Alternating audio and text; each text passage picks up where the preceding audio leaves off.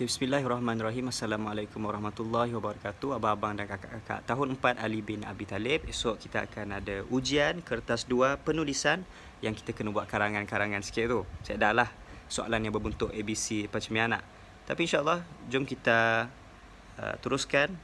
Jadi esok kertas 2 akan mengandungi, ya alhamdulillah, akan mengandungi 3 soalan si banyak, A, B dan C. 3 soalan sahaja. Jadi kalau bahagian A yang paling senang sekali, tak lain dan tak bukan yang dah biasa kita lazimi, iaitu kamu akan diberi sebuah gambar ataupun beberapa jenis gambar dan kamu akan membina ayat, 5 ayat berdasarkan gambar tersebut. Jadi untuk contoh yang pertama ni, kamu perlu menggunakan formula yang paling senang lah. Kamu nak guna teknik lain pun tak apa, tapi yang cikgu rasa paling senang adalah teknik salam, iaitu SALAM, salam, yang bermaksud S untuk siapa dalam gambar tu, dan yang kedua aktiviti apa yang dibuat, yang diperlakukan dalam gambar tu, siapa, dan SA siapa, dan apa aktiviti yang dilakukan. Dan kamu boleh tambah huraian di belakang, sama ada kamu nak tulis lokasi di mana aktiviti dia lakukan, ataupun alat apa yang digunakan, ataupun mengapa perkara tersebut dilakukan. Okey, jadi contoh yang pertama sekali, contohlah kan gambar tersebut, seorang lelaki yang menyiram pokok.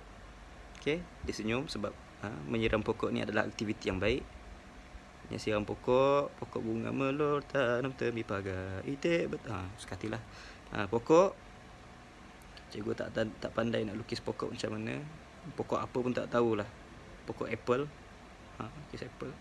Okey, jadi sahabat kita ni dia sedang menyiram pokok bunga.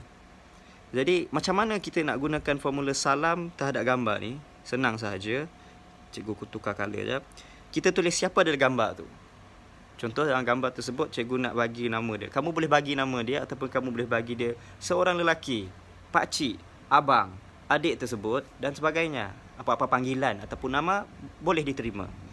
Jadi kamu akan tulis nombor 1 pada kertas soalan kamu. Tulis nombor 1, kamu pun tulis nama dia siapa. Cikgu akan pilih nama Rizman contohnya. Rizman, RIZMAN, Rizman. Buat apa tu? Sedang menyiram. Okey. S dah ada, Rizman, cukup. Apa aktiviti dia? Aktiviti dia sedang menyiram. Okey. Sedang menyiram. Menyiram pokok. Pokok bunga ke pokok apa sekatilah, kamu boleh tambah. Sekejap terlalu sempit tempat ni. Macam ni kita ambil dan kita naikkan ke atas sikit. Okey, sedang menyiram pokok. Rizman sedang menyiram pokok. Tapi tak cukup. Kita kena tambah sikit je lagi kat belakang tu. Sama ada kamu nak tambah lokasi. Rizman sedang menyiram pokok kat mana? Di belakang rumah, di hadapan rumah, sedang menyiram pokok di taman dan sebagainya. Boleh diterima di taman, contoh. Kalau kita guna lokasi di taman ataupun di depan rumah. Tapi kalau kamu nak menggunakan alat, contohnya Rizman sedang menyiram pokok dengan menggunakan penyiram air lah. Ataupun kamu nak menggunakan mengapa. Rizman sedang menyiram pokok supaya pokok itu tidak mati. Noktah. Jadi itulah, kena tambah salah satu.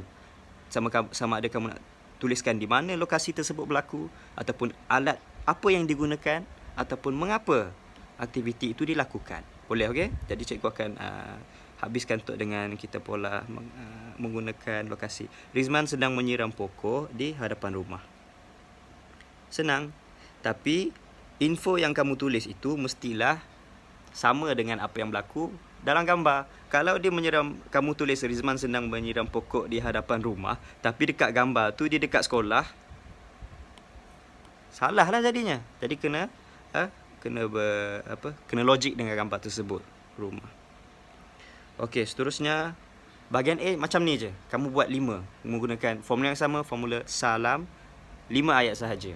Nak buat lebih boleh, tapi hanya 5 ayat pertama sahaja yang akan diterima. Ataupun kalau penyemak tu baik hati, dia akan semak kesemuanya dan yang akan pilih yang terbaik saja. Tapi untuk tu cikgu akan pilih 5 saja, tulis 5 aja. Sebab ada kamu perlu spend banyak lagi, kamu perlu banyak lagi masa untuk fokus pada bahagian B dan bahagian C. Untuk bahagian A ini sahaja, kamu boleh sambung menonton video yang seterusnya untuk bahagian B dan bahagian C. Assalamualaikum.